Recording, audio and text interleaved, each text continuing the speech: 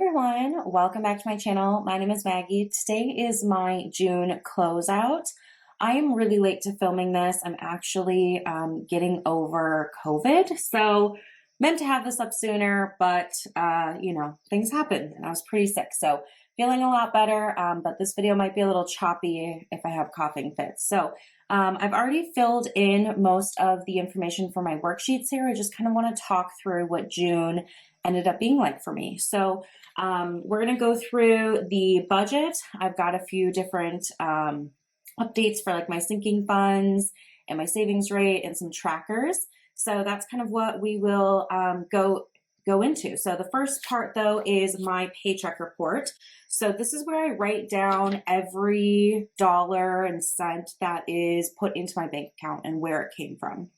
I like doing this, one, because it helps me remember, but two, it also helps me kind of take a look at how much is active or passive income, things of that nature. So the first two are always my salary. I am a month ahead. So the checks that I got in May, I use in June. This is because I used to be paid at a previous job once a month, and I've just kind of got used to having all of my money for the month on the first, and that seems to be working for me. So I am paid twice a month now with my current job's pay schedule, but these just sit in my account until June 1st, and then I, move all the money around. So we have my salary. I made $3.59 in interest from Capital One. This is where all my sinking funds are. I have cash back through my Discover credit card, $2.71. We'll take every bit we can get. And then it was the end of the quarter, so I have some dividends from Betterment, $9.54. I just reinvest them into the accounts that they came from, but I do like to track that. GroundFloor is a real estate investing platform, and I had gotten $10.12 back from my investment I did before with the interest, and so I just reinvested that as well. My boyfriend, he pays me once a month. We split quite a few expenses. I do the majority of shopping for our household. We do live together. So like groceries and any household items I buy, and then I just kind of keep track in a separate spreadsheet. And he writes me a check at the end of the month. So $1,134. We did have some home things this month, as well as anytime he wants like something ordered online, I buy it for him. He doesn't like to online shop. So there's just a variety of things put in here, and I'll explain that a little bit more in a second.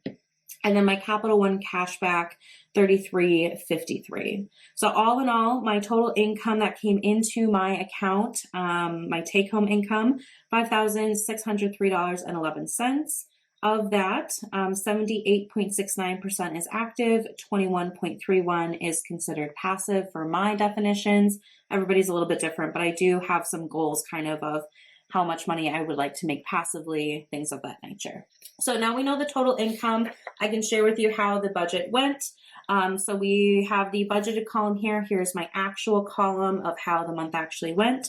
So for expenses, the ones with the check marks means that they were exactly the same, which is usually my bills. My insurance, I had for some reason thought that my car insurance was going up more than it did. So it's actually $175.93, and this includes my car insurance, homeowners insurance, and I have an umbrella policy.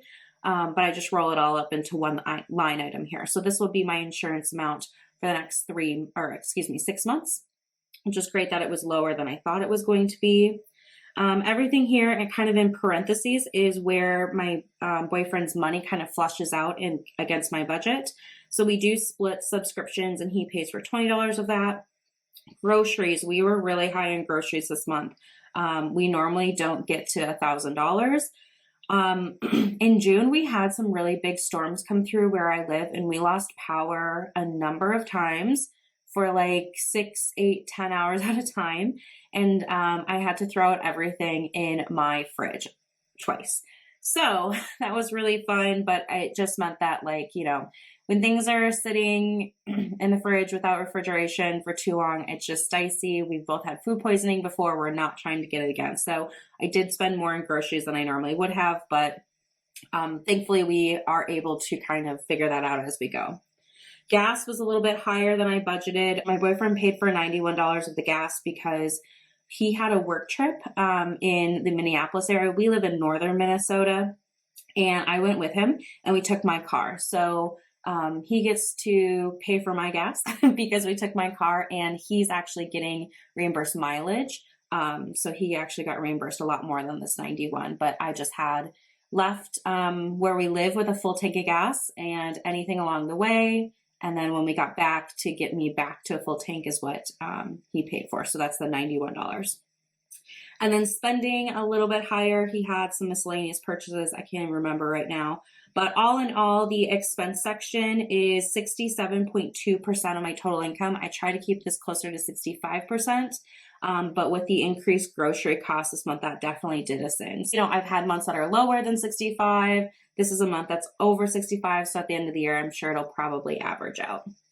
Moving into funds, a lot of these just have a little bit of change added because of the earned interest from the Capital One 360 accounts. The only big thing to note here is the home. So quite a bit higher, 311 instead of the budgeted 50. My boyfriend paid for most of that overage. So we live on a lake, and we have a very bad weed problem in the lake. So we do have Aquacide that we buy, and it usually one bag of Aquacide lasts us 2 years-ish. So this year we needed to buy it, so that came out of there. And then we also bought kind of some different kitchen stuff, like a rolling pin, and we needed new mixing bowls, random stuff. So yeah, that's what we did for the home. And then my emergency fund, I did not contribute as much as I wanted to, partly because I had to kind of figure out the grocery expenses and whatnot. But we're still on track to finish up that emergency fund very quickly here this summer.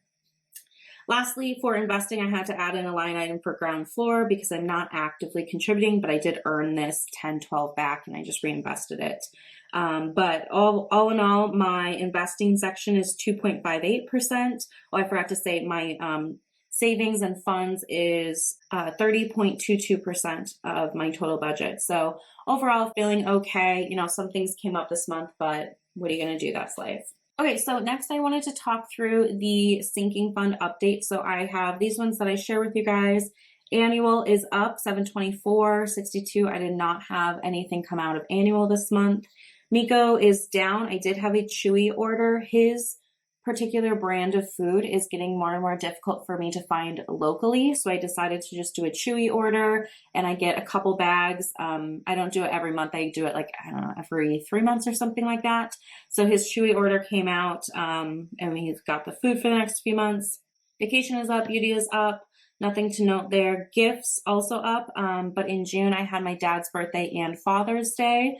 So that is something that I did take care of, and I stayed within kind of the budget that I set.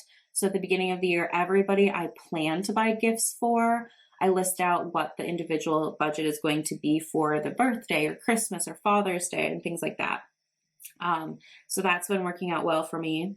Opportunity is my giving fund. We did go to a good friend of ours this spring had cancer and went through radiation.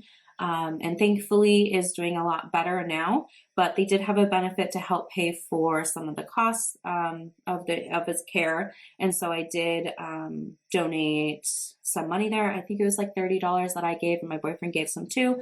But that was nice, and I'm really enjoying having the kind of this opportunity of giving fund to be able to help out my friends and everybody like that.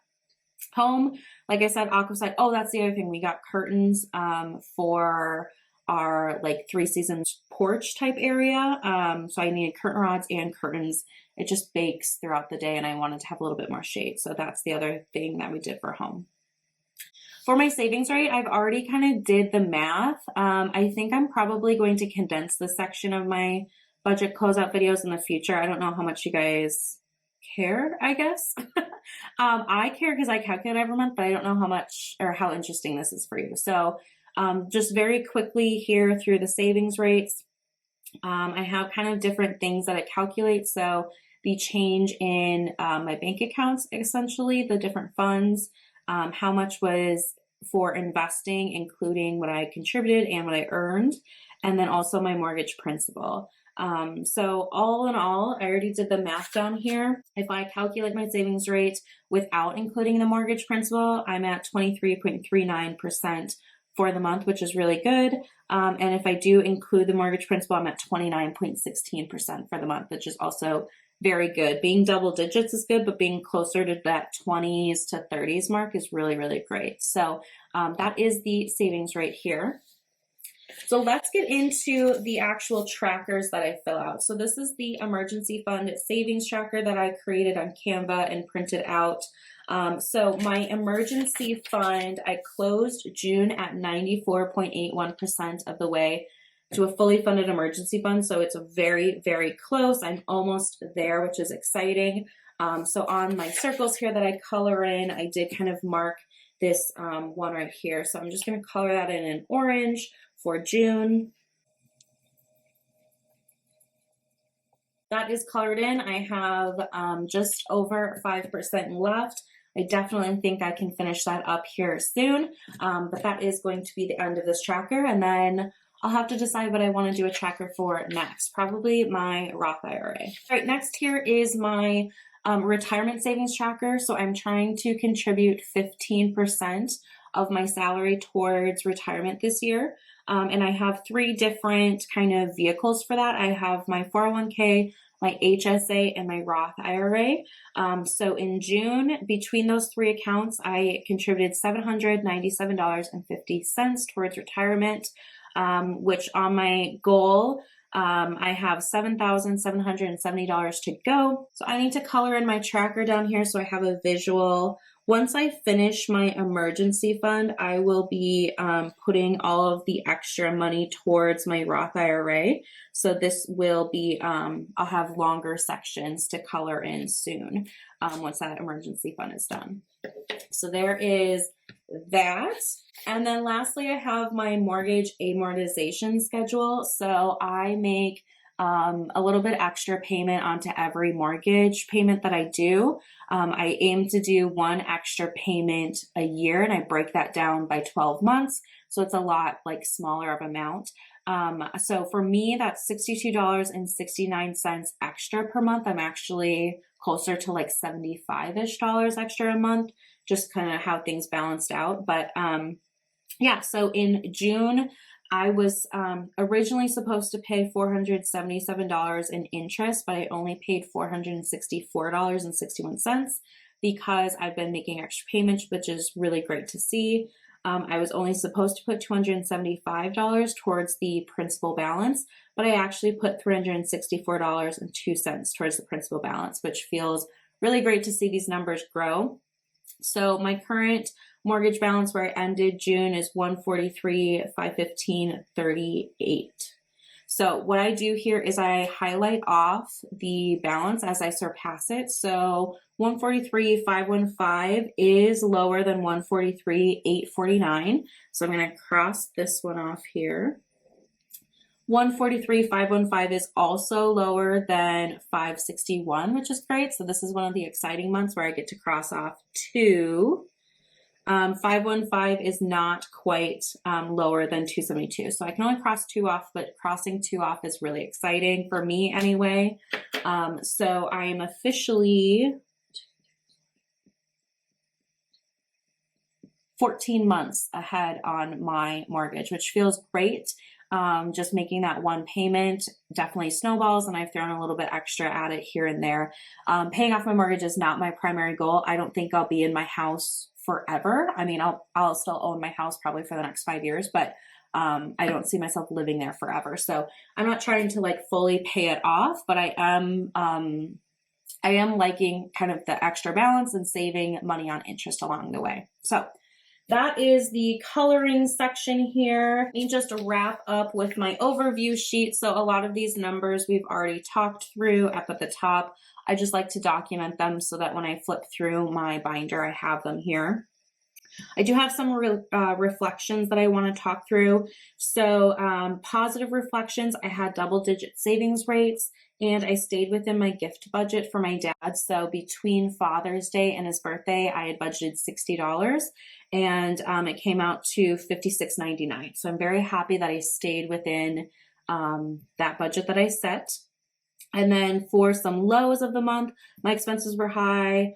I did, with my emergency fund, kind of move the needle back slightly because when we lost power those times, we just needed to get some more like backup batteries and things like that. So I did use the emergency fund to cover that. And then I had to rebuy all those fridge items, which really sucked. But, you know, now I know everything is good, non-expired. So it is what it is. June goals, I did not complete my emergency fund, did not stay below 63% in the expenses. I honestly did not try any new recipes or go to the farmer's market. So pretty quiet month, June, didn't really do anything exceptional, except I did stay in the gift budget. So for July, even though we're halfway through July as I'm posting this, I want to share their goals because I'll talk about them in the next kind of closeout video. So I want to complete my emergency fund. I'd like my expenses to be below 65%. I also need to pay for my car registration tab. So I will pull this from my annual sinking fund. That's what it's there for. But that's something I need to do. And I also want to prioritize eating leftovers. We tend to do really well with leftovers, like in the winter, but in the summer, not always. So when we like grill some burgers and we have extra ones, we need to eat them, and, you know, salad stuff. And I just feel like we're not doing a great job with leftovers and eating what's actually in the fridge. I feel like I'm having to throw a lot of things out. So that is going to be a priority for us in July. So that is the entire recap, kind of closeout video. Again, apologies for it being late, but we made it. So I will be posting this, and I'll have my August budget going up at the end of July, and then kind of we'll be back on track with my normal kind of time frames where I try to get these videos out. But I hope you guys enjoyed. Thank you so much for watching, and I'll see you in my next one. Bye.